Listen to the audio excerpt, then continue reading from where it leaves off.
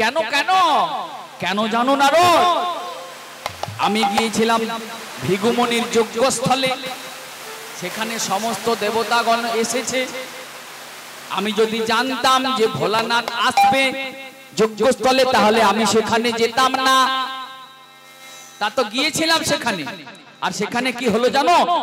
ওই যজ্ঞস্থলে সমস্ত দেবতাগণ উঠে দাঁড়িয়ে আমাকে প্রণাম করলো, কিন্তু আমার জামাই ভোলানাথ আমাকে প্রণাম করলো না, আমাকে সবার মাঝে অপমান করলো। সভাস্থলে আমাকে অপমান করলো। তাই এই অপমান আমি আর সহ্য করতে পারছি না। এত বড় যজ্ঞ সভা, সেখানে সমস্ত দেবতাগণ আছে, আর সেখানে আমাকে অপমান, আমার জামাই হয়ে তাও। তাই আমি এখনো মনে মনে ভাবছি, আমার জামাই ভোলানাথকে কি করে অপমান করা যায়, সেই অপমানের প্রতিশোধ কিভাবে নেওয়া যায়, সেই নিয়ে আমার বড় দুশ্চিন্তা।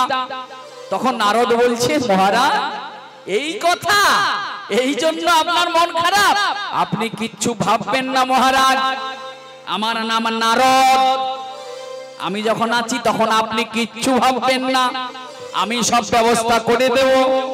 শুনুন মহারাজ, আপনি যদি আপনার জামাই ভোলানাথকে অপমান করতে চান, প্রতিশোধ নিতে চান, তাহলে আমার কথা মতো আপনাকে চলতে হবে। দক্ষ রাজা বলছে, বলুন মুনিবর কি করতে হবে? আপনি যা বলবেন আমি তাই করব। না শুনুন মহারাজ, আপনি একটা বিরাট যজ্ঞ করুন, আপনি একটা বিরাট যজ্ঞ করুন, আর সেই যজ্ঞে ব্রহ্মাণ্ড নিমন্ত্রণ করে দিন, ব্রহ্মাণ্ড নিমন্ত্রণ করে দিন। আর আপনার জামাই ভোলানাথ মানে ওই মোটাটাকে বাদ দিয়ে দিন। আপনার এই যজ্ঞটার নাম হবে শিবহীন যজ্ঞ। দক্ষ প্রজাপতি রাজা বলছে, নারদ আমি যে এত বড় একটা যজ্ঞ করব, আর ব্রহ্মাণ্ড যে নেমন্তন্ন করব, তাই এই নেমন্তন্নের ভারটা কে নেবে? এত জায়গায় ঘুরে ফিরে নেমন্তন্ন কি করবে?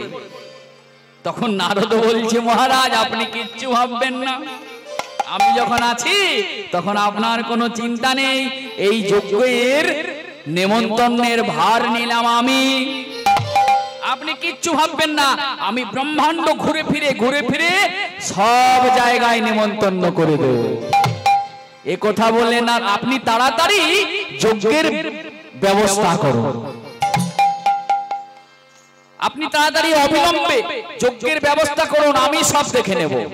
এই কথা বলে এই মন্ত্রণাটি দিয়ে, আর নারদ মুনি দক্ষ রাজার ঘরের থেকে যেই না কিছু দূর এগিয়ে গেছে, মানে বেরিয়ে গেছে, তখন আবার দক্ষ রাজা ডেকে বলছে, ও নারদ এদিকে এসো, এদিকে এসো, শোনো শোনো শোনো, আমার কাছে এসো।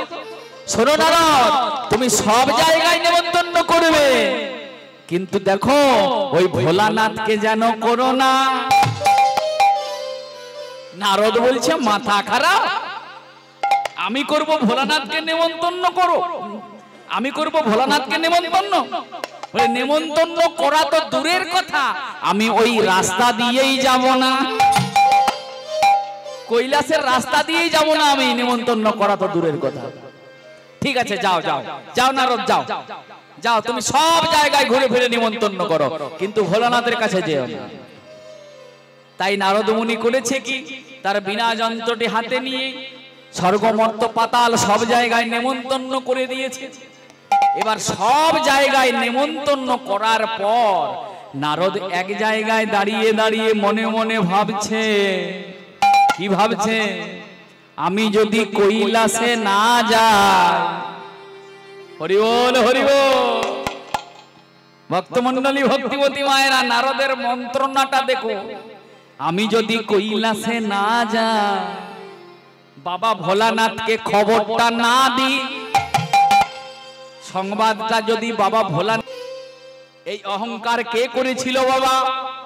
মহাভারতের রাজা দুর্যোধন। কি অহংকার করেছিল? আমি মহামানী দুর্যোধন, আমাকে ব্রহ্মাণ্ডের এমন কেউ নেই যে আমায় বধ করতে পারে, আমাকে কেউ বধ করতে পারবে না ব্রহ্মাণ্ডে।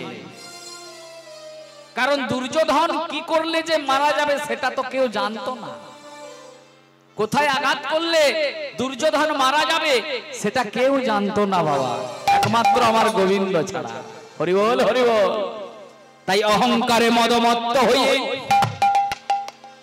কুরুক্ষেত্রের প্রাঙ্গণে ভীমের সঙ্গে দুর্যোধনের গদা যুদ্ধ চলছে। ভীম গদা চালাচ্ছে, দুর্যোধন গদা চালাচ্ছে। হ্যাঁ বাবা, হ্যাঁ, কুরুক্ষেত্রের প্রাঙ্গণে ভীম গদা চালাচ্ছে, দুর্যোধন গদা চালাচ্ছে, কিন্তু ভীম কিছুতেই পাচ্ছে না। দুর্যোধন এত বড় বীর, পারে ভীম? ভীম কিছুতেই যে পাচ্ছে না। ভগবান কৃষ্ণ কুরুক্ষেত্রের প্রাঙ্গণে যুদ্ধ দর্শন করছে। যখন ভগবান দেখলো ভীম কিছুতেই পাচ্ছে না, দুর্যোধনের কাছে যখন পাচ্ছে না দেখলো ভগবান, তখন ভগবান ইশারা করে দেখিয়ে দিয়েছে ভীমকে, সখা, ও সখা, এদিকে তাকাও, এদিকে চেয়ে দেখো। তাই ভীম গদা যুদ্ধ করতে করতে ভগবান কৃষ্ণের দিকে যেই না চেয়েছে, অমনি ভগবান কৃষ্ণ এখানে ইশারা করে দেখিয়ে দিয়েছে, বলছে সখা এখানে মারো, সখা এখানে মারো। তা এই জাংটাই মারলে দুর্যোধন যে মারা যাবে এ কথাই আমার গোবিন্দ ছাড়া কে বা জানে। তাই বল, হরি বল, হরি বল। কে বা জানে, এ কথাই আমার গোবিন্দ ছাড়া কে বা জানে।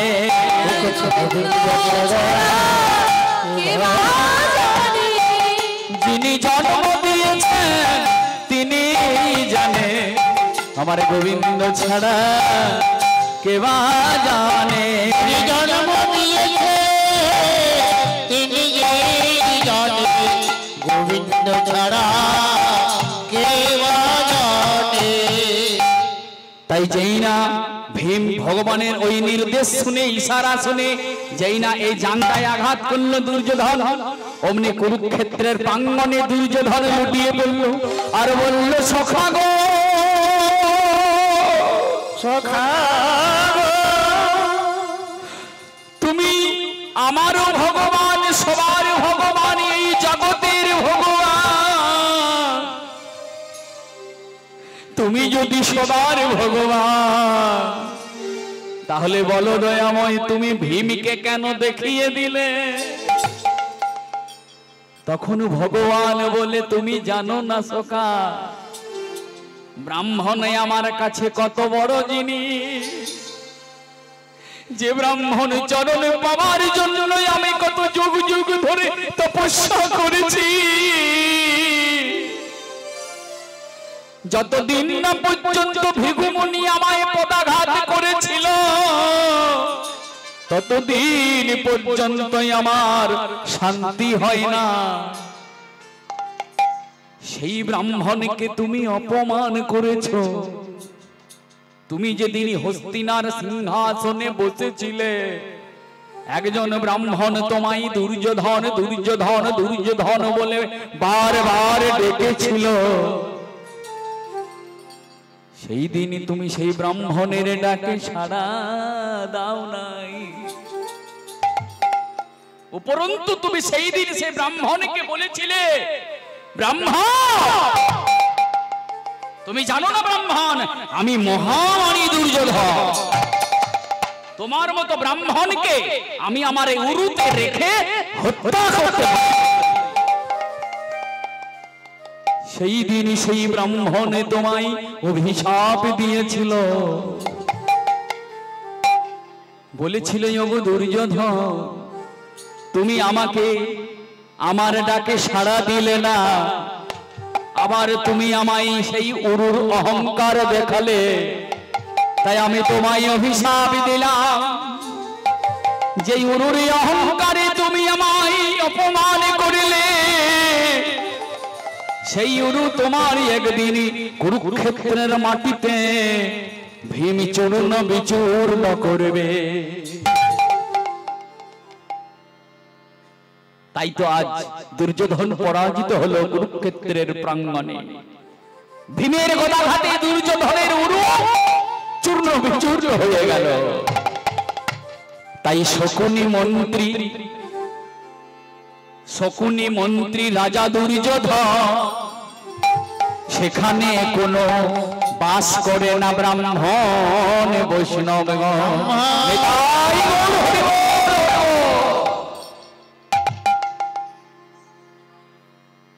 তাই নারদ মুনি দাঁড়িয়ে দাঁড়িয়ে মনে মনে ভাবিছে, আমি যদি কৈলাসে না যাই তাহলে দক্ষ রাজার তো পতন হবে না। দক্ষ রাজা করেছে অহংকার, অহংকারী হচ্ছে পতনের মূল কারণ। যেভাবেই হোক দক্ষ রাজার পতন ঘটাতে হবে। তাই এ কথা ভেবে আজ নারদ মুনি বাবা ভোলানাথকে যদি সংবাদটা না দিই তাহলে দক্ষ রাজার পতন হবে না। তাই বাবা ভোলানাথের দিকে মানে কৈলাসের দিকে চরণটি বাড়িয়ে দিয়েছে। মহাজন এক পাশে দাঁড়িয়ে বলেছে, ও গয়া তো বলি নারদ মুনি গমন করিল।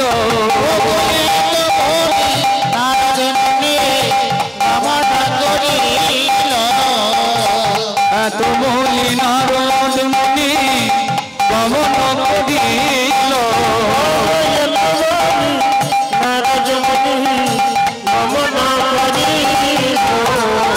কৈলাসেতে এসে নারদ উপনীত হলো। কৈলাসেতে নারদ উপনীত হইল।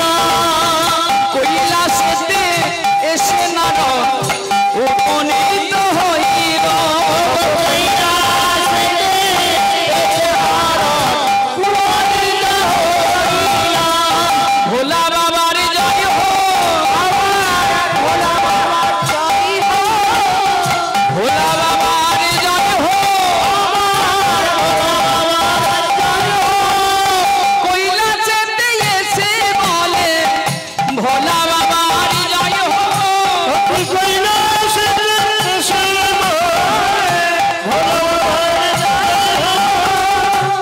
ভোলানাথের জয় হো, জয় হো, ভোলা বাবার জয় হো। জয় হো। নারদ মুনি বিনা যন্ত্রে গান গাইতে গাইতে কৈলাসে এসে উপস্থিত হয়েছে। ভোলানাথের নামে জয়ধ্বনি দিচ্ছে, কিন্তু ভোলানাথ নারদের জয়ধ্বনি শুনতে পেলেন। ভোলানাথ কি করছে? কৈলাস পর্বতে ধ্যানমগ্ন হয়ে বসে আছে। ধ্যানমগ্ন হয়ে বসে আছে। নারদের কথা কে শুনে? দূর থেকে দেখছে নারদ যে বাবা ভোলানাথ ধ্যান করছে। ভোলানাথ কেমন ভাবে কৈলাস পর্বতে বসে আছেন জানেন? কি দেখছে নারদ মুনি? কি দেখছে? দেখে কৈলাস পর্বতে ওগোয়ী আনন্দেতে বসে আছে ভব ভোলা। কৈলাস পর্বতে অতি আনন্দেতে বসে আছে ভোলা। কৈলাস পর্বতে অতি আনন্দেতে বসে আছে ভব ভোলা।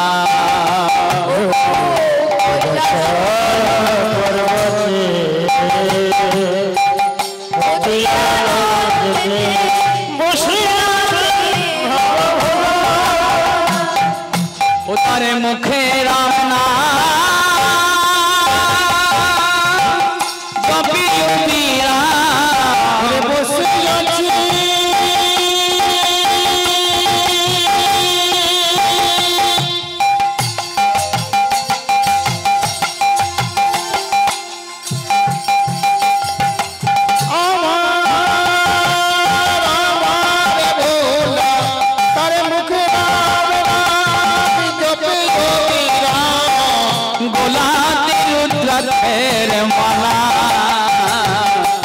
গোলাপের রুদ্রাক্ষের মালা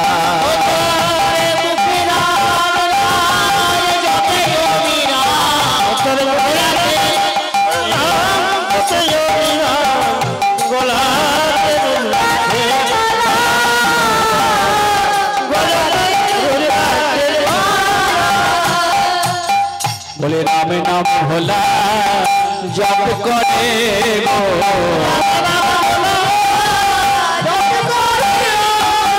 ओ ज्ञान कथा नाई तार मुखे राम नाम भोला जप करे गो कथा ना अरे आरे मुखे राम नाम भोला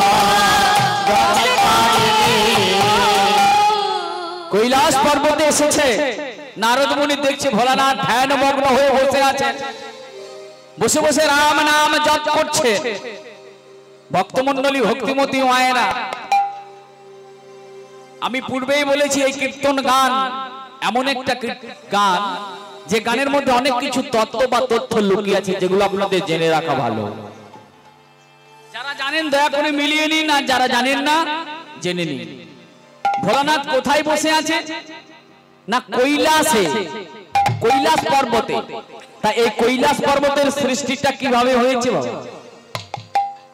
কৈলাস পর্বতের সৃষ্টিটা আমি এটা সৃষ্টি মাহাত্ম্য পুরাণ থেকে বলছি সৃষ্টির প্রথম অবস্থায় এমন দুটো জিনিস ছিল দুটো মাংসপিণ্ডের মতো একটি সাদা আর একটি কালো এই সাদাটির নাম হচ্ছে রাধা আর কালোটির নাম হচ্ছে কৃষ্ণ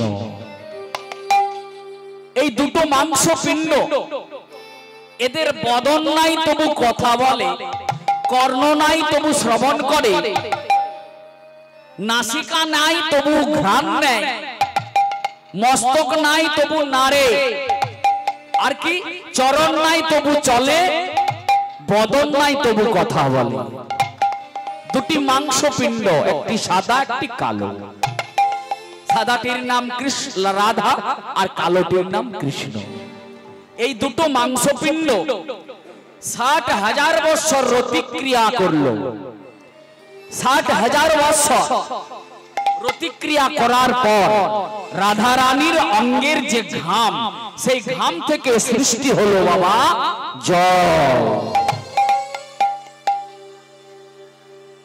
প্রথমে জল সৃষ্টি হলো রাধা রানীর অঙ্গের যে ঘাম সে ঘাম থেকে এরপর ওই যে ৬০,০০০ বছর প্রতিক্রিয়া করলো সেই প্রতিক্রিয়া করার ফলশ্রুতি হিসেবে কি হলো রাধা রানী একটা স্বর্ণ ডিম্ব প্রসব করলেন সোনার ডিম প্রসব করলেন রাধা রানী যেই না প্রসব করলেন প্রসব করা মাত্রই রাধা রানী সেই স্বর্ণ ডিম্বটিকে পদাঘাত করে ভেঙে দিলেন যখনই সোনার ডিমটা পায়ে আঘাত করে রাধা রানী ভেঙে দিলেন কৃষ্ণ বলে উঠল রাধে তুমি কেমন মা তুমি কেমন মা যে মা সন্তানের দুঃখ বোঝে না যে মা সন্তানের ব্যথা বোঝে না যে মা সন্তানের কষ্ট বোঝে না সে মা কখনো মা হতে পারে না সত্যি তো যে মা সন্তানের দুঃখ বোঝে না ব্যথা বোঝে না যন্ত্রণা বোঝে না সে মা কি কখনো মা হতে পারে পারে না তাই আমি তোমায় অভিশাপ দিলাম এই ব্রহ্মাণ্ডে কেউ তোমায় কোনোদিন মা বলে ডাকবে না কেউ ডাকে বাবা রাধা রানীকে মা বলে মা দুর্গা মা কালী মা সরস্বতী মা মনসা মা লক্ষ্মী হ্যাঁ কিন্তু রাধা রানীকে কেউ কোনোদিন মা বলে না রাধা রানী তখন বলে উঠলেন হে গোবিন্দ তুমি আমাকে অভিশাপ দিলে আমায় ব্রহ্মাণ্ডে কেউ যখন মা বলবে না তখন আমিও তোমায় অভিশাপ দিলাম ব্রহ্মাণ্ডে কেউ তোমায় কোনোদিন বাবা বলবে না হরি বল হরি বল ভগবান কৃষ্ণকে কেউ কোনোদিন বাবা বলে না বাবা ভোলানাথ বাবা ভৈরব বাবা ধর্মরাজ অনেক বাবা দেবতা আছে কিন্তু ভগবান শ্রীকৃষ্ণকে কেউ কোনোদিন বাবা বলে না তাই রাধারানী যখন সোনার ডিমটাকে ভেঙে দিলেন পদাঘাত করে ভেঙে গেল ডিমটা ডিমের ভেতরে যে পিচ্ছল পদার্থটা কুসুম, সেই ডিমের কুসুম থেকে সৃষ্টি হলো ব্রহ্মা, বিষ্ণু, মহেশ্বর। আর ডিম্বের যে খোসা মানে ছাল অংশটা, সাদা অংশটা, সেই ডিম্বের খোসা থেকে সৃষ্টি হলো ব্রহ্মলোক, বিষ্ণুলোক আর শিবলোক। শিবলোক মানে কৈলাস। সেই শিবলোকে অর্থাৎ সেই কৈলাস পর্বতে বসে বসে ভোলানাথ আজ ধ্যানমগ্ন হয়ে বসে আছেন আর মুখে রাম নাম জপ করছে। কেমন দেখাচ্ছে ভোলানাথকে? ওগো শিরে জটা জুটো ফণি মুকুট গঙ্গা বহে কুল কুল। শিরে জটা জুটো ফণি মুকুট গঙ্গা বহে কুল কুল।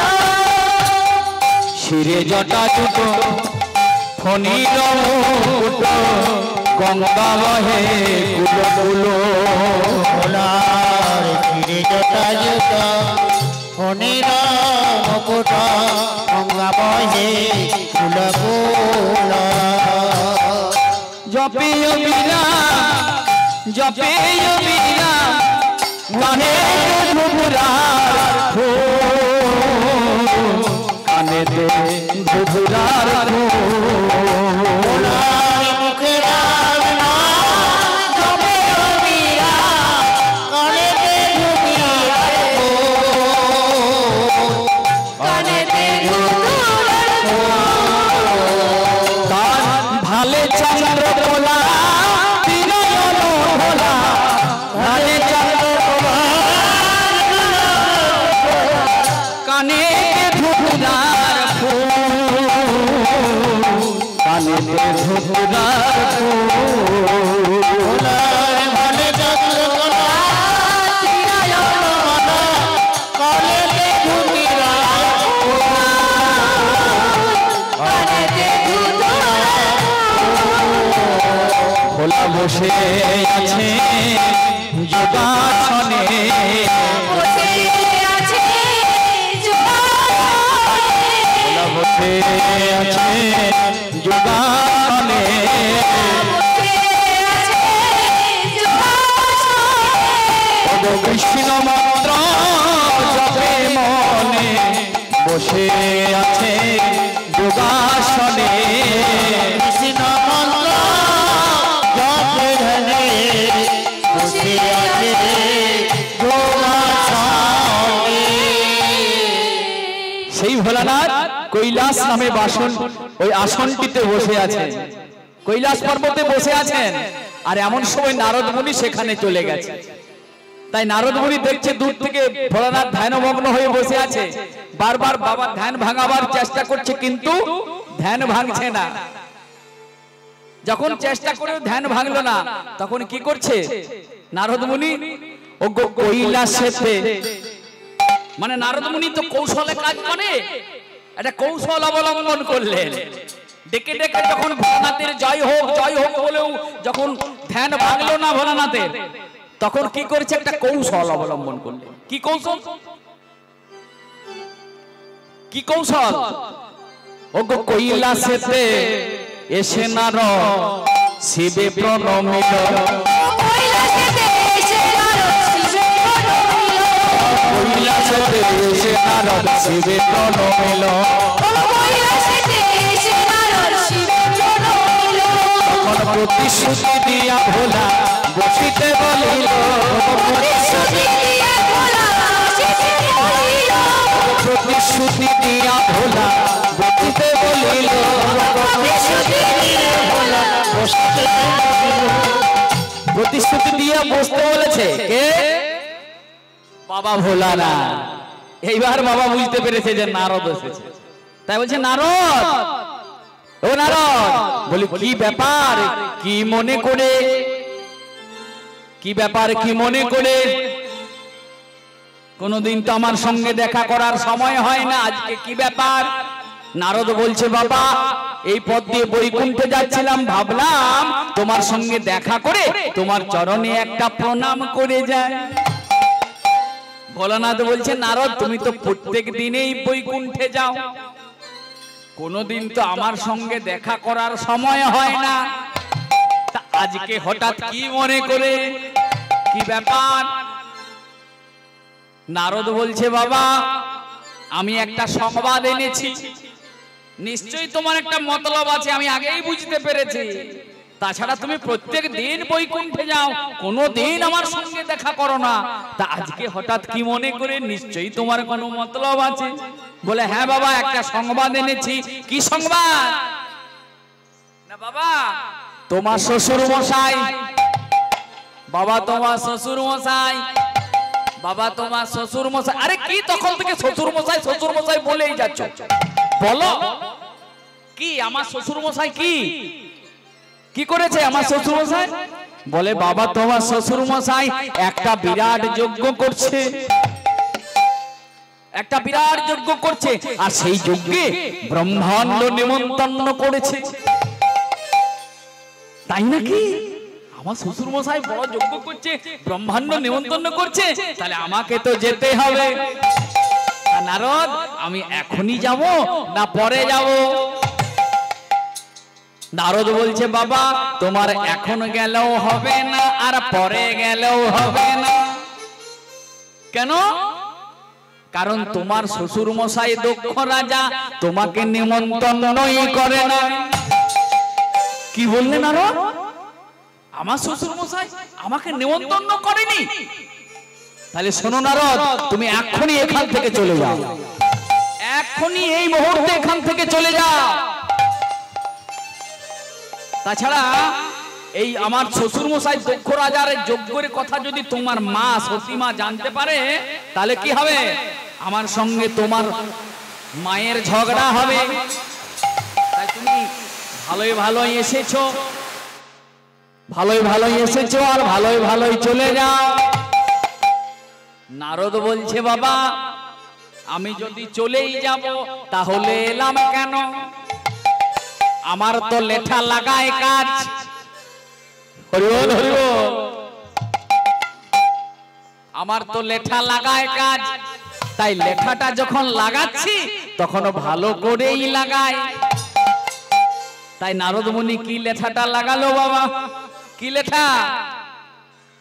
নারদ বলছে বাবা আমি মায়ের সঙ্গে একবার দেখা করব। ভোলানাথ বলছে না বাবা ওইটি করো না বাবা, তোমার মায়ের সঙ্গে দেখা হবে না, দেখা করতে যেও না, তুমি যেমন ভাবে এসেছো সেইভাবেই চলে যাও। বলছে বাবা আমি এতদিন পর এখানে এলাম, মায়ের সঙ্গে দেখা না করেই চলে যাব? তাই কখনো হয়? মা যখন শুনবে যে নারদ এসেছিল আর আমার সঙ্গে দেখা না করেই চলে গেছে তখন মা রাগ করবে। তাই আমি মায়ের সঙ্গে দেখা করব আর মায়ের চরণে একটা প্রণাম করব আর চলে যাব। আমি ওই দক্ষ যজ্ঞের কথা মাকে বলবো না। বলছে নারদ আমি তো তোমাকে চিনি বা তোমাকে জানি, তোমাকে যেটা নিষেধ করব সেটাই তুমি আগে গিয়ে বলবে।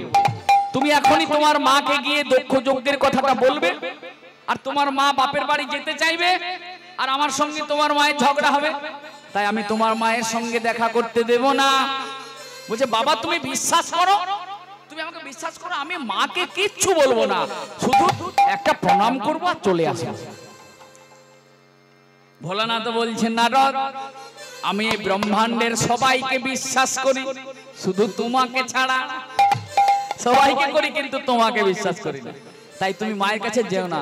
বলছে বাবা তাহলে তুমি আমাকে একদম অবিশ্বাস করো? বলে হ্যাঁ, তুমি তো বিশ্বাসের কাজ কিছু করোনি যে তোমাকে বিশ্বাস করব। তো বলে বাবা কি করলে তাহলে বিশ্বাস করবে?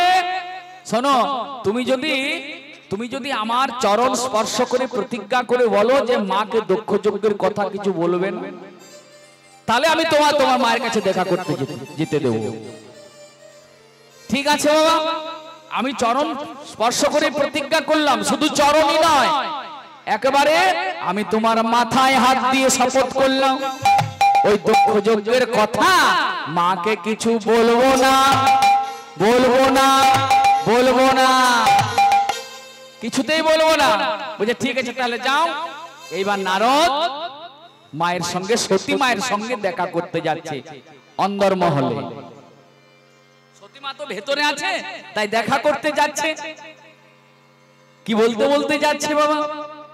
নারদ তো মাতৃভক্ত সন্তান, তাই একটি মায়ের গান গাইতে গাইতে সতী মায়ের সঙ্গে দেখা করতে যাচ্ছে। কি গানটা গাইছে? কি গানটা গাইছে?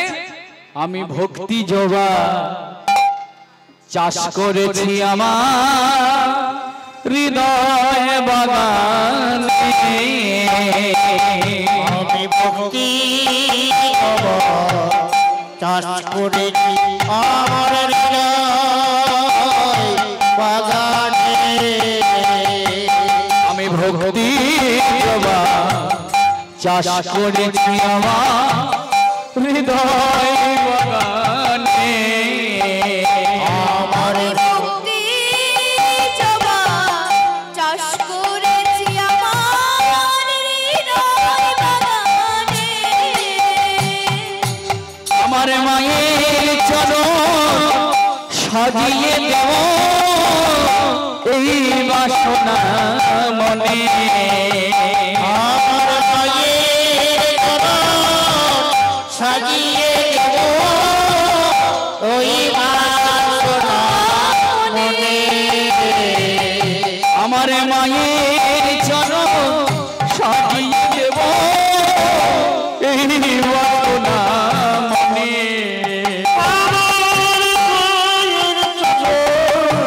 সাজিয়ে দেব ও বাসনা, আমি ভক্তি জবা চাষ করেছি আমার হৃদয়ের বাগানে, আমি ভক্তি জবা চাষ করেছি আমার হৃদয় বাগানে, আমি ভক্তি জবা চাষ করেছি আমার হৃদয় বাগানে, শিশুর মতো কেঁদে কেঁদে করবো আমার মাকে বেঁধে, শিশুর মতো কেঁদে কেঁদে রাখবো আমার মাকে বেঁধে, শিশুর মতো কেঁদে কেঁদে রাখবো আমার মাকে বেঁধে,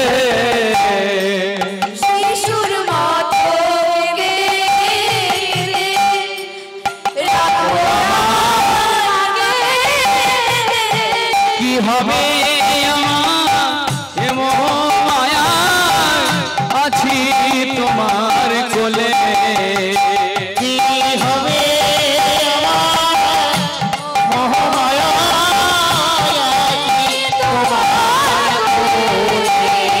আমার মা কি ছেড়ে থাকতে পারে অধম সন্তানে, ছেড়ে থাকতে পারে অধম সন্তানে,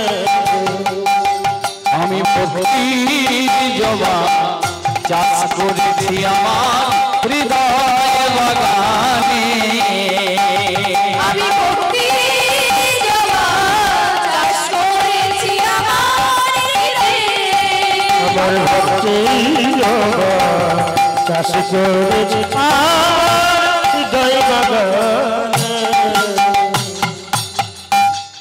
তাই মায়ের গানটি গাইতে গাইতে আজ নারদ চলে গেছে মায়ের কাছে। সতীমা নারদকে দেখতে বলছে, ও মা নারদ, নারদ তুমি এসেছো? আচ্ছা নারদ, তুমি তো ব্রহ্মাণ্ড ঘুরে বেড়াও, নারদ তুমি তো ব্রহ্মাণ্ড ঘুরে বেড়াও, তা আমার বাপের বাড়ির খবর কিছু জানো? নারদ তুমি আমার বাপের বাড়ির খবর কিছু জানো? নারদ বলে, মা গো তোমার বাপের বাড়ির খবর তো আমি অনেক কিছুই জানি, কিন্তু মা তোমার বাপের বাড়ির খবর বাবা আমাকে বলতে বারণ করেছে। হরি বল হরি বল। দেখুন নারদের কর্মটা দেখুন, নারদের কাণ্ডটা দেখুন। বলছে মা তোমার বাপের বাড়ির খবর আমি অনেক কিছুই জানি, কিন্তু বাবা আমাকে বলতে বারণ করেছে। সতী মা তখন বলছে নারদ, আমার বাপের বাড়ির খবর তোমার বাবা বলতে বারণ করবে কেন? বলো বলো বলছি, আমার বাপের বাড়ির খবর কি? মানে অবস্থাটি কেমন হয়েছে জানেন নারদের? ওই যে দেখবেন একটা রসগোল্লার দোকানে একদিন আমি রসগোল্লা কিনতে গেলাম, তা যেই না রসগোল্লা আমি টাকা দিয়ে নিচ্ছি, আমার রসগোল্লাটা যখন দোকানদার ভাই প্যাকিং করছে, তখন দেখছি রসগোল্লার ওই গামলায় একটা ইঁদুর পড়ে আছে। বুঝলেন, রসগোল্লার গামলায় একটা ইঁদুর পড়ে আছে। তা আমি দেখতে পেয়েছি, দোকানদারকে গিয়ে বললাম, এই দোকানদার দাঁড়ান দাঁড়ান দাঁড়ান, ওই রসগোল্লা আমি নেব না। আপনার রসগোল্লার গামলায় একটা ইঁদুর পড়ে আছে, আর আপনি এই রসগোল্লা বিক্রি করছেন, টাকার জন্য আপনি এত নিচে নেমেছেন। তখন বলছে, দেখুন দাদা, আপনার চরণে ধরে মিনতি করে বলছি, আপনি কাউকে কিছু বলবেন না। আমার এই রসগোল্লাগুলো অনেক টাকার রসগোল্লা আছে, আমার লস হয়ে যাবে, আমার লোকসান হয়ে যাবে, আপনি দয়া করে কিছু বলবেন না। আপনাকে বরং পয়সা দিতে হবে না, তাও আপনি রসগোল্লা নিয়ে যান, তবু কাউকে বলবেন না। আমি বললাম ঠিক আছে, আপনার যখন এত বড় ক্ষতি হয়ে যাবে, তাহলে আমি কাউকে বলবো না, আমি চললাম। আমি যখন দোকান থেকে বেরোচ্ছি, তখন আমি কি বলতে বলতে বেরোচ্ছি, যে দেখুন দোকানদার, আপনার রসগোল্লার ভান্ডে যে ইঁদুর পড়েছে আমি কাউকে বলবো না, আপনার রসগোল্লার গামলায় যে ইঁদুর পড়েছে আমি কাউকে বলবো না। এই বলতে বলতে আমি বেরিয়ে যাচ্ছি। তাহলে এখানে কি হচ্ছে, অনেক খদ্দের তো দোকানে রয়েছে, তারাও তো শুনতে পাচ্ছে, রসগোল্লার গামলায় ইঁদুর পড়েছে আমি কাউকে বলবো না, আমি কাউকে বলবো না। এই বলতে বলতে আমি বাজারে হেঁটে চলে যাচ্ছি। তাহলে কি হলো, আমার তো সে বলাই হয়ে গেল। তদ্রূপ আজ এই অবস্থাটি হয়েছে নারদের। কি অবস্থা, বাবার কাছে শপথ করেছে যে আমি দক্ষ যজ্ঞের কথা মাকে কিচ্ছু বলবো না, কিন্তু মায়ের কাছে এসে নারদ কি বলছে, ও মা, তোমার বাপের বাড়ির খবর তো আমি জানি, কিন্তু বাবা আমাকে বলতে বারণ করেছে, বলতে বারণ করেছে, তাই বলবো না। কেন বলবে না? আমার বাপের বাড়ির খবর তোমার বাবা কেন বলতে বারণ করবে? এক্ষুনি বলো কি খবর আমার বাপের বাড়ি। যেই না সতীমা আমার চেপে ধরেছে নারদকে, নারদ বলছে মা গো, তোমার বাবা দক্ষ রাজা একটা বিরাট যজ্ঞ করেছে, তোমার দক্ষ রাজা করেছেন যজ্ঞ,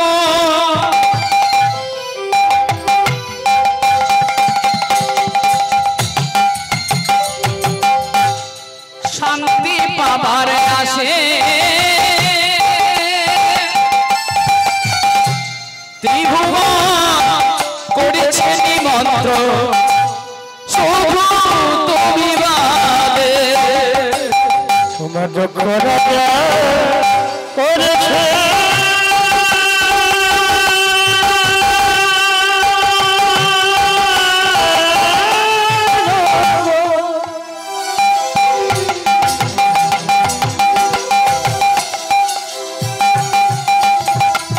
তোমার শক্তি বাবা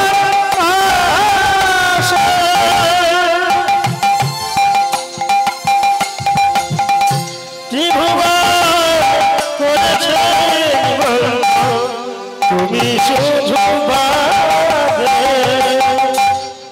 দক্ষ রাজা করেছেন যজ্ঞ, শান্তি পাবার আসে ওই ত্রিভুবন করেছে নিমন্ত্র, শুধু তুমি বাদে। দক্ষ রাজা করেছে নিমন্ত্রণ, শান্তি পাওয়া আছে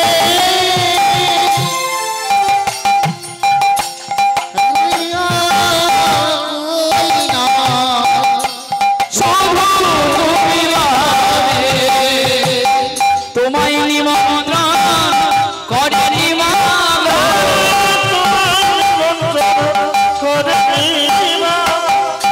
তোমায় নিমন্ত্রণ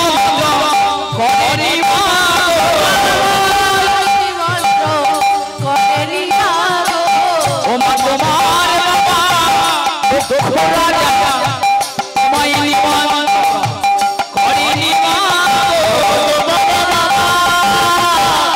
দক্ষ রাজা তোমায় নিমন্ত্রণ করেনি মা কি আমার বাবা এত বড় একটা যজ্ঞ করছে, ত্রিভুবন নিমন্ত্রণ করেছে, অথচ আমাকে করলো না, আমার স্বামী ভোলানাথকে নিমন্ত্রণ করলো না। কি এমন অপরাধ করেছিল আমার ভোলানাথের মতো স্বামী যে আমার বাবা তাকে নিমন্ত্রণ করলো না? সংবাদটা শুনে সতী মায়ের দু নয়নে নেমে এলো অশ্রুধারা। অঝর নয়নে কাঁদতে কাঁদতে নারদকে কেঁদে কেঁদে বলছে, নারদ তুমি এখন এখান থেকে চলে যাও, নারদ চলে যাও, আমি আর আমার বাপের বাড়ির কোনো সংবাদ শুনতে চাই না, তুমি এখনই চলে যাও। আমার ভোলানাথের মতো স্বামীকে নেমন্তন্ন করেনি। নারদ মনে মনে ভাবছে এ তো উল্টো হয়ে গেল। আমি ভেবেছিলাম একটা উদ্দেশ্য নিয়ে, কিন্তু হয়ে গেছে অন্যরকম। তাই নারদ একটা কৌশল অবলম্বন করলো যে মা তো রেগে গেছে, মা তো দুঃখ পেয়েছে, মায়ের তো ক্ষোভ হয়েছে, তাই মায়ের মনটা তো গলাতে হবে। তাই নারদ একটা কৌশল অবলম্বন করলেন। কি কৌশল জানেন?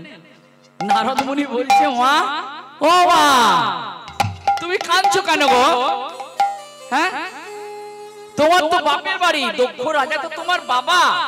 হ্যাঁ তোমার বাবা এত বড় একটা যজ্ঞ করছে, তোমার বাবার মাথায় কত চাপ। হ্যাঁ এত বড় যজ্ঞ, এত আয়োজন করছে, ব্রহ্মাণ্ড নেমন্তন্ন করেছে, তোমার বাবার এখন অনেক কাজ, হয়তো কাজের চাপে তোমাকে নেমন্তন্ন করতে ভুলে গেছে, হয়তো ভুলে গেছে, তার জন্য তোমার এত অভিমান কেন মা, এত কান্না কিসের? আর তুমি তো তার কন্যা, হ্যাঁ তুমি তো তার মেয়ে, তাহলে কন্যা যাবে বাপের বাড়ি, মানে মেয়ে যাবে বাপের বাড়ি, তার জন্য আবার নেমন্তন্নের দরকার হয় নাকি? হ্যাঁ ও মা, পিছনের মায়েদের বলছি গো, আপনারা যখন বাপের বাড়ি যান তখন প্রত্যেক বাড়ি কি আপনাদের বাবা নিমন্ত্রণ করে? করে না? যখনই ইচ্ছা হয় বাপের বাড়ি আপনি যেতেই পারেন। এই পার্থিব জগতের মায়েরাও তো তাই। সব সময় কি বাবারা আপনাদের নিমন্ত্রণ করে? করে না। যখন ইচ্ছা হয় বাপের বাড়ি চলে যান। তাই কন্যা যাবে বাপের বাড়ি, মানে নিজের বাড়ি, সেখানে আবার নিমন্ত্রণের দরকার হয় নাকি? তোমার বাবা এত সুন্দর এত বড় যজ্ঞ করছে মা, তুমি নিশ্চয়ই যাবে, নিমন্ত্রণ করুক আর নাই করুক। সতী মামা নারদের কথা শুনে মনে মনে ভাবছে, হ্যাঁ নারদ তুমি তো কথাটা ঠিকই বলেছো, আমার বাবার এত বড় চাপ মাথায়, এত বড় যজ্ঞের আয়োজন, হয়তো বাবা আমায় ভুলে গেছে, তাই আমি যাব নারদ, আমি যাব। তাই আমি এখনই আমার স্বামীর কাছে অনুমতি নিতে যাচ্ছি, মানে ভোলানাথের কাছে যাচ্ছি। তাই আজ নারদ মুনি করেছে কি, মাকে সংবাদটি দিয়ে আর দৌড়াতে দৌড়াতে ঘর থেকে বেরিয়ে গেছে। বাবা ভোলানাথ কিন্তু দেখতে পেয়েছে যে নারদ দৌড়াতে দৌড়াতে চলে গেল। তখনই মনে মনে সন্দেহ হয়েছে বাবা ভোলানাথের যে নারদ নিশ্চয়ই কোনো একটা অঘটন ঘটিয়েছে। বলতে না বলতেই ভোলানাথ এই কথা ভাবতে না ভাবতেই আর সতী মা আমার চলে এসেছে বাবা ভোলানাথের কাছে। কি বলছে? বলছে শোনো গো ভোলানাথ, স্বামী মোর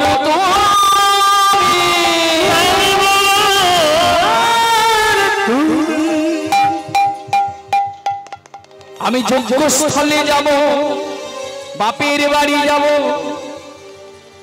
অনুমতি দাও তুমি, অনুমতি দাও তুমি। তখন ভোলানাথ বলে, সতী তোমার বাবা দক্ষ রাজা এত বড় যজ্ঞ করছে, আমাকে নিমন্ত্রণ করেনি, তাই আমি তোমায় বাপের বাড়ি যেতে দেব না। সতী তখনই কেঁদে কেঁদে বলে, স্বামী গো আমার বাপের বাড়িতে এত বড় যজ্ঞ হচ্ছে, সেখানে আমার সমস্ত দিদিরা সবাই আসবে, আমি তাদের সঙ্গে দেখা করার জন্য বাপের বাড়ি যাব। বাড়ি যাব। ভোলানাথ বলে সতী, তোমার বাবা দক্ষ রাজা আমাকে নিমন্ত্রণ করেনি, তাই বিনা নিমন্ত্রণে গুরুর বাড়ি যেতে নেই। কি বাবা যেতে আছে? বিনা নিমন্ত্রণে গুরুর বাড়ি যেতে নেই। আমি তোমায় বাপের বাড়ি যেতে দেব না। সতী মা আমার বলে, ভোলানাথ তুমি আমাকে বাধা দিও না, আমি বাপের বাড়ি যাবই যাব। ভোলানাথ বলে সতী, তুমি যদি আমার কথা অমান্য করে বাপের বাড়ি যাও, আমি তোমাকে ত্রিশূল দিয়ে বাধা দেব। আমি তোমাকে ত্রিশূল দিয়ে বাধা দেব। সতী তো করে কেঁদে কেঁদে বলল, সতী ভোলানাথ তুমি পারবে আমায় বাধা দিতে? তুমি আমাকে ত্রিশূল দিয়ে বাধা দিতে পারবে? তখন ভোলানাথ কি করলেন? সতীকে ত্রিশূল দিয়ে বাধার সৃষ্টি করলেন। সতী তোমায় আমি বাপের বাড়ি যেতে দেব না। ভোলানাথের ত্রিশূল দেখে পার্বতী মা আমার, সতী মা আমার কি করলেন জানেন? ও মা দোষ মহাবিদ্যা ধারণ করিল, দশ মহাবিদ্যার ধারণ করিল, দশ মহাবিদ্যা ধারণ করিল, দশ মহাবিদ্যার ধারণ করিল, ভয় করিল ভোলানাথ দেখিতে পাইল,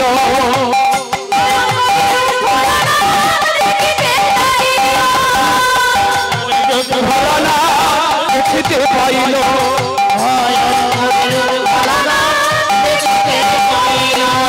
মা আমার হলেন কালী, তারা, ষোড়শী, বগলা, কমলা, ভুবনেশ্বরী, ক্ষমাবতী, ওয়াতঙ্গিনী, ছিন্নমস্তা।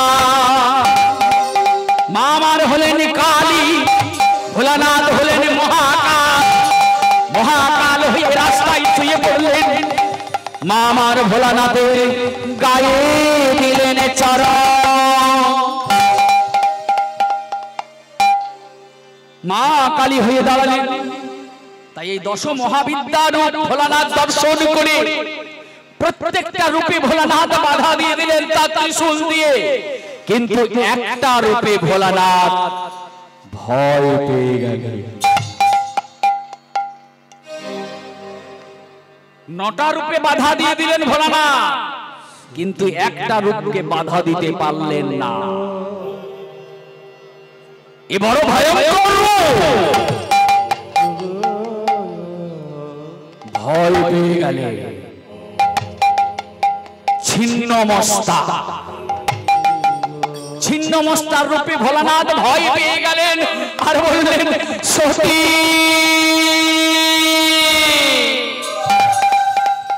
সতী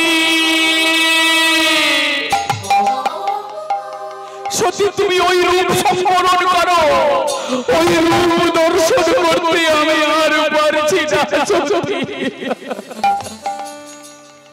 তোমার ওই রূপ আমি আর দর্শন করতে পারছি না, তুমি ওই রূপ তাড়াতাড়ি সম্বরণ করো, আমি আর দেখতে পাচ্ছি না। ভক্তমণ্ডলী, ভক্তিমতী মায়েরা, ভোলানাথ ভয় পেয়ে গেলেন। এই কি রূপে জানেন? ছিন্নমস্তার রূপ। এই বড় ভয়ঙ্কর রূপ। ভক্তমণ্ডলী, ভক্তিমতী মায়েরা, এই অধম কীর্তনিয়ার একটি ছোট্ট নিবেদন। যদি কারো বাড়িতে ছিন্নমস্তার রূপ বা ফটো থাকে, ছিন্নমস্তার ছবি বা ফটো থাকে, বাড়িতে রাখবেন না। ছিন্নমস্তার ছবি বাড়িতে রাখবেন না। মাকে মায়ের মন্দিরেই দিয়ে চলে আসবেন। আর যদি পারেন নিষ্ঠাবান ব্রাহ্মণকে দিয়ে পুজো করাতে, তবেই রাখবেন, নতুবা মাকে মায়ের মন্দিরেই দিয়ে চলে আসবেন। এ বড় ভয়ঙ্কর রূপ। তাই ভোলানাথ 9টা রূপে বাধা দিয়ে দিলেন, কিন্তু এই ছিন্নমস্তার রূপে বাধা দিতে পারলেন না। তাই ভোলানাথ সতীকে বলছে, সতী তোমার ওই ছিন্ন মুস্তার রূপ, ওই ভয়ঙ্করী রূপ তুমি সম্বরণ করো, আমি আর দর্শন করতে পারছি না। ভোলানাথ নন্দীকে ডেকে বলল, নন্দী রে, নন্দী, ওরে ভৃঙ্গি, তোদের মা বাপের বাড়ি যাবে রে, আমি তোদের মাকে বাধা দিতে পারলাম না রে, তোদের মা বাপের বাড়ি যাবে, তোরাও তোদের মায়ের সঙ্গে যা, তোদের মা তো আমায় খুব ভালোবাসে রে, তোদের মায়ের বাপের বাড়িতে আমার খুব নিন্দা হবে রে, আমার নিন্দা হবে, আমার নামে অনেকেই অনেক অকথা কুকথা বলবে, তাই সেগুলো শ্রবণ করে তোদের মা যদি কিছু করেও আসে, তাই যদি কোনো বিপদের সংকেত বুঝিস বাবা, সঙ্গে সঙ্গে এসে আমায় খবরটা দিবি বাবা। ওরে তোদের মা তো আমাকে খুব ভালোবাসে রে, তাই তোর মায়ের যদি কোনো ক্ষতি হয়ে যায় আমি যে সেটা দেখতে পারবো না রে নন্দী, তাই তোরা তোর মায়ের সঙ্গে যা বাবা, যদি কোনো বিপদের সংকেত বুঝিস সঙ্গে সঙ্গে এসে আমায় খবরটা দিবি। তাই মা যাচ্ছে আগে আগে, আর নন্দী আর ভৃঙ্গি যাচ্ছে পিছনে পিছনে। মায়েরাই তো আগে যায়, ভক্তমণ্ডলী ভক্তিমতী মায়েরা, এই মাই তো আগে যায়, সন্তান তো পিছনে যায়, মাই তো রাস্তা দেখায়, খোকা এই পথে নয় এই পথে আয়, খোকা ওই পথে যাস নে বাবা, ওই পথে গেলে তোর বিপদ হবে, তুই এদিকে আয়। মা তো সন্তানকে পথ চেনায়, কিন্তু সেই মাকে আমরা বড় হয়ে আর মা বলে ডাকি না, মাকে চিনতে পারি না। এই তো কলির মানুষের অবস্থা বাবা। মা আমাদের জন্য এত কিছু করলো, 10 মাস 10 দিন গর্ভে ধারণ করে নরক যন্ত্রণা ভোগ করে আমাদেরকে এই পৃথিবীতে নিয়ে এলো। তাই ভক্তমণ্ডলী ভক্তিমতী মায়েরা গর্ভধারণী মাকে কোনোদিন কষ্ট দেবেন না। তাই মা যাচ্ছে আগে আগে, আর নন্দী আর ভৃঙ্গি যাচ্ছে পিছনে পিছনে। তাই মা যখন যাচ্ছে শ্বশুরবাড়ির পথে, রাধে রাধে, শ্বশুরবাড়ির পথে যখন যাচ্ছে তখন সতীমা আমার বাবা ভোলানাথের কাছে এসে বলছে, বলে স্বামী গো, আমি যে বাপের বাড়ি যাব তা তুমি কিছু দাও। সত্যি তো মা, মায়েরা যখন বাপের বাড়ি যায় তখন স্বামীর কাছে নিয়ে যান না কিছু, স্বামীর পকেট কেটে নিয়ে যায় আমার মায়েরা, কি গো মা ঠিক বলিনি? তাই বলছে তুমি কিছু দাও, আমি বাপের বাড়ি যাব। ভোলানাথ বলছে, সতী আমি যে তোমায় কিছু দেব, তা আমার তো দেওয়ার মতো কিছু নাই, তুমি জানো আমি তো ভিখারি, আমি শ্মশানে থাকি, আমার এই ঝোলা ছাড়া কিছু নাই, তাই আমি কি দেব তোমায়? আমার যদি ধন রত্ন টাকা পয়সা থাকবে তাহলে আমার এমন দশা হয়। কি দশাটি হয়েছে ভোলানাথের? তৈল ভাবে মস্তকেতে জটা,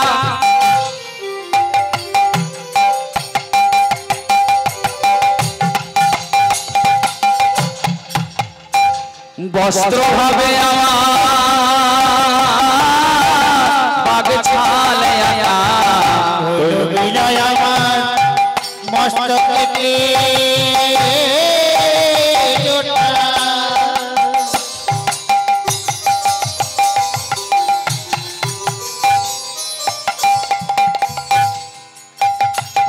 আরে বস্ত্র বিনয় আমার বাগে ছালাটা, তৈল বিনয় আমার মস্তকেতে জটা, বস্ত্র বিনে আমার বাগে ছালে আটা,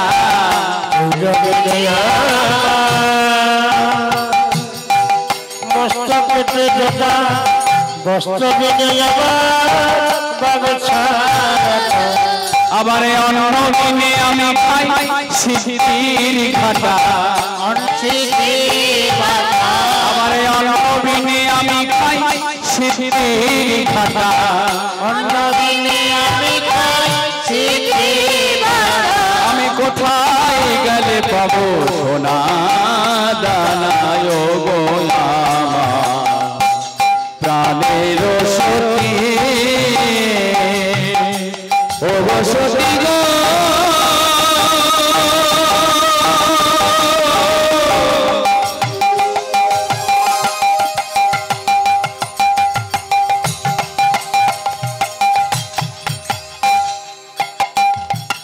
ও গো সতী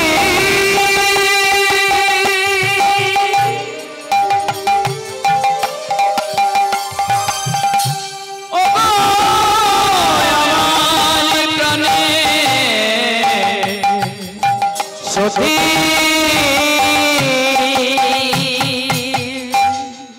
সতী আমার যদি ধন রত্ন টাকা পয়সা থাকবে তাহলে আমার এমন দশা হয় তেলের অভাবে আমার মাথায় জোটা পড়ে গেল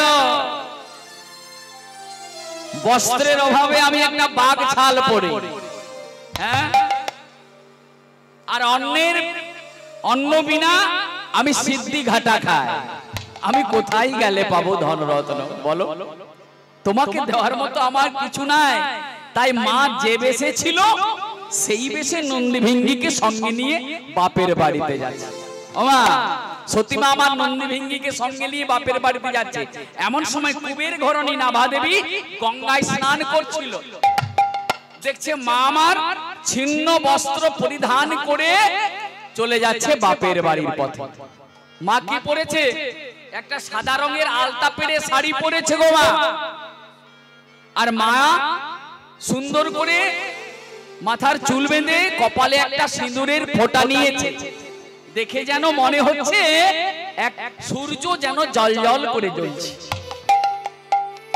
তাই এই অবস্থায় কুবের ঘরণী নাভা দেবী আজ সতীমাকে দর্শন করে বলছে মা তুমি যে বাপের বাড়ি যাচ্ছ এসো এসো তোমায় আমি সাজিয়ে দিই তাই কুবের ঘরণী নাভা দেবী কেমন ভাবে সাজাচ্ছে সতীমাকে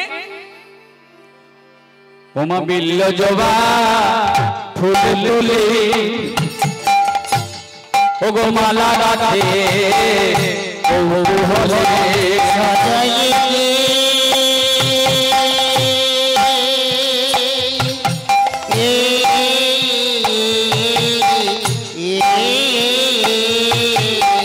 ও বিল্ল জবা ওরে তুলি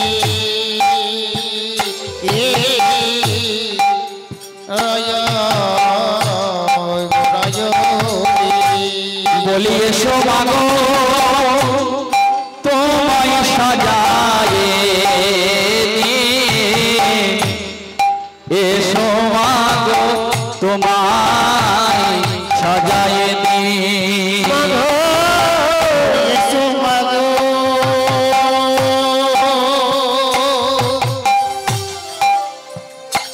মাগো তোমায় সাজাইয়ে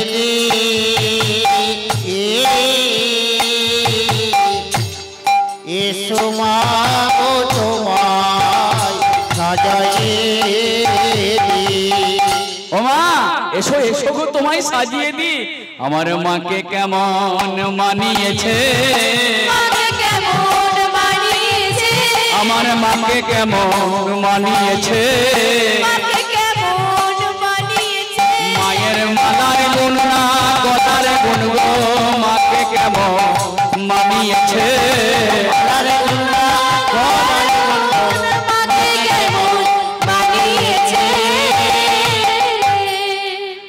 তাই কুবের ঘরণী নাভা দেবী বলছে মাকে কত সুন্দর মানিয়েছে ও মা আমার ধনের অভাব নাই বলো মা তোমাকে আমি সুন্দর করে সাজিয়ে দিই তাই সতীমাকে সুন্দর করে সাজিয়ে দিয়েছে এইবার সতীমা আমার নন্দী ভিঙ্গিকে সঙ্গে নিয়ে কোথায় এসে উপস্থিত হয়েছে মা বাপের বাড়িতে তাও মা সতী মায়ের বাপের বাড়িটি কোথায় ওই যে মা পিছনে মায়েদের বলছি গো সতীমা মানে পার্বতী। সতী মায়ের বাপের বাড়িটি কোথায়? কঙ্খ। কি বললাম? কঙ্খ, যেখানে দক্ষ রাজার ঘর। দক্ষ রাজা তো সতী মায়ের বাবা, তাই বাপের বাড়ি কঙ্খল। তাহলে সে বাপের বাড়িতে কঙ্খলে যেই না সে উপস্থিত হয়েছে, অমনি সতী মায়ের মা, কি নাম তার? সতী মায়ের মায়ের নাম প্রসূতি। কি বললাম মা? সতী মায়ের মায়ের নামটা কি? প্রসূতি। কালকে কিন্তু আমি জিজ্ঞাসা করব, আজ বলে দিলাম, মনে রাখবেন। প্রসূতি। আর বাপের বাড়ি কোথায়? কঙ্খল। তাই নন্দী ভিঙ্গিকে সঙ্গে নিয়ে যেই না কঙ্খলে এসে দাঁড়িয়েছে, সতী মায়ের মা দুটি বাহু প্রসার করে বলছে, ওরে আয় রে সতী, আয় রে কোলে, আয় রে সতী, আয় রে কোলে, আয় রে সতী, আয় রে কোলে, আয় রে সতী, আয় রে কোলে, ওরে মানি অভিমান শুনলে, আয় রে সতী, আয় রে কোলে,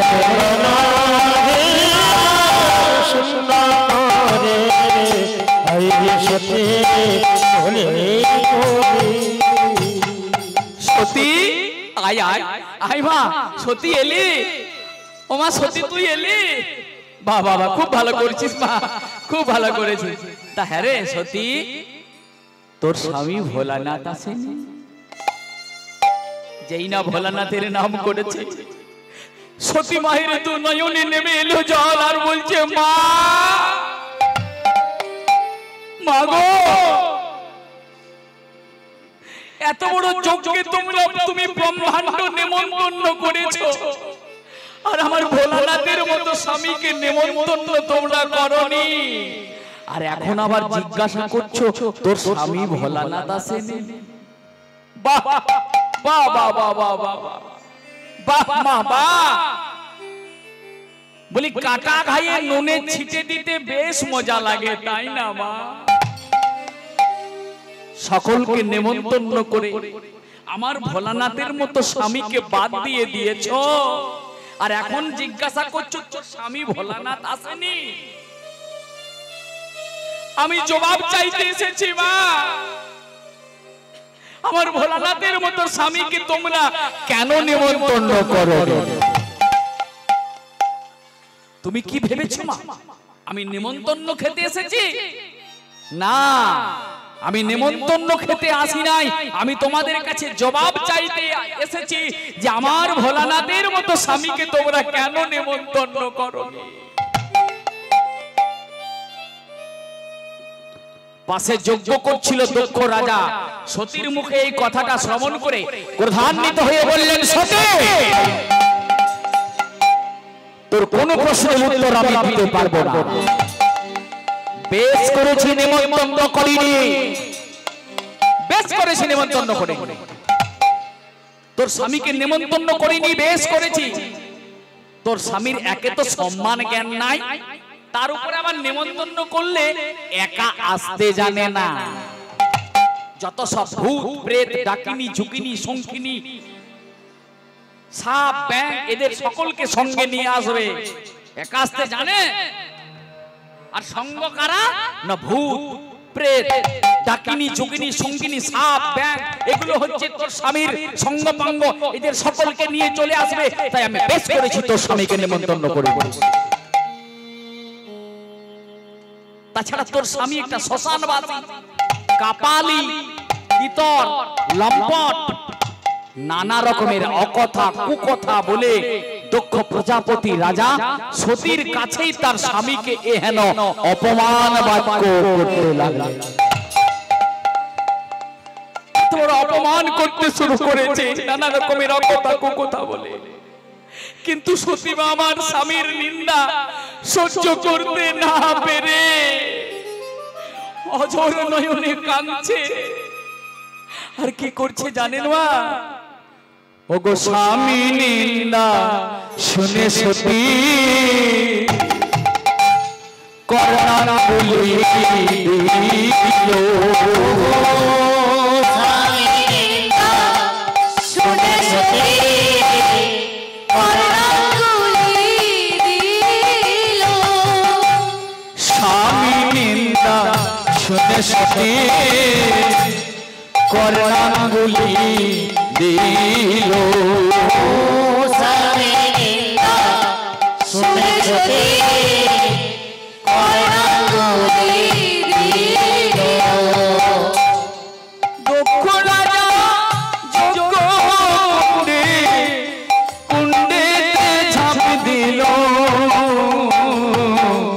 কুণ্ডেতে ঝাঁপ দিল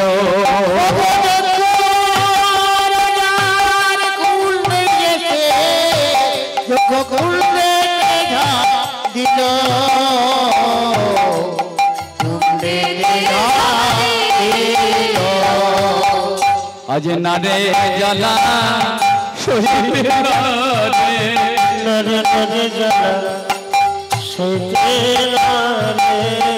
সতী স্বামী নিন্দা সহিবে না রে নারে জ্বালা সহিবে না রে নারে নীল সইতে না রে নারী জ্বালা সইতে না রে।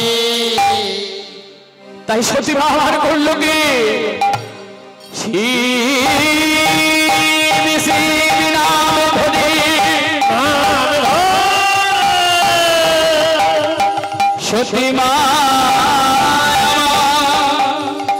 দক্ষ রাজার যজ্ঞ কুণ্ডেতে ঝাঁপি দিল।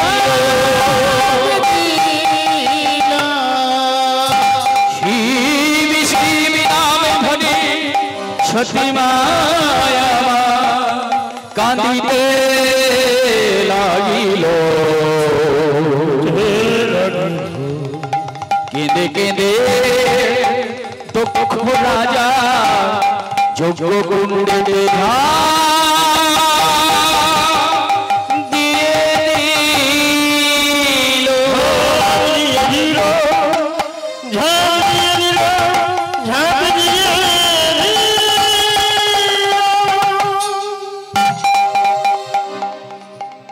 না মাগো ভাই তুমি কি করলে বা নন্দী আর ভেঙ্গি হাহাকার করে কেঁদে কেঁদে বলল মা এ তুমি কি করলে গো মা আমরা কেমন করে ঘরে যাব গো মা আমরা বাবা ভোলানাথকে কি বলবো গিয়ে নন্দী আর ভেঙ্গি কেঁদে কেঁদে বলছে মা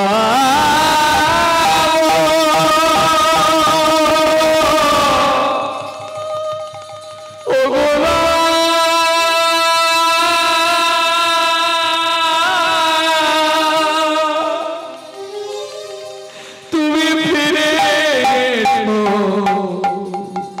ও গো মা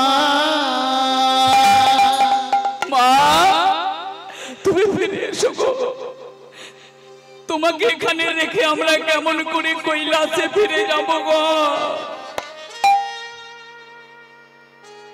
নন্দী হাহাকার করে কাঁদতে দেখে ভৃঙ্গি বলছে ওরে নন্দী চল আমরা বরং বাবা ভোলানাথকে গিয়ে সংবাদটা তাড়াতাড়ি দিই চল চল তাড়াতাড়ি চল বাবা ভোলানাথকে খবরটা দিয়ে আসি তাই নন্দী আর ভৃঙ্গি দৌড়াতে দৌড়াতে দৌড়াতে দৌড়াতে দৌড়াতে বাবা ভোলানাথের কাছে এসে বলছে